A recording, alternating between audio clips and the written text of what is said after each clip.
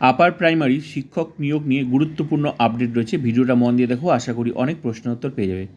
1241 জন শিক্ষক নিয়োগ, দীর্ঘদিন ধরে এই নিয়োগ ঝুলে রয়েছে, তো আপডেটটা তোমরা দেখে নাও।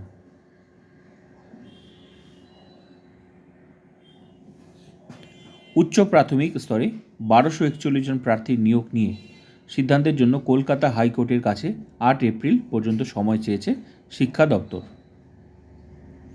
বিচারপতি তপব্রত চক্রবর্তী এবং বিচারপতি পার্থসারথী চট্টোপাধ্যায় 8 এপ্রিল পর্যন্ত সময় দিয়ে আদালত অবমাননার পরবর্তী শুনানির দিন ধার্য করেছেন।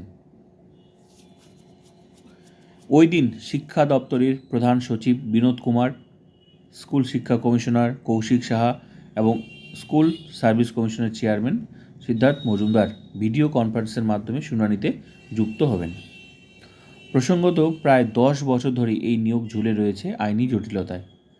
8-9 হাজার নিয়োগ হয়ে গেলেও বাকি রয়ে গিয়েছেন এই 1241 জন। তো নিয়োগ হওয়ার পথে, দেখা যাক কী হয় নেক্সট শুনানিতে। তো আপডেট পেলে অবশ্যই আমি তোমাদের জানাবো।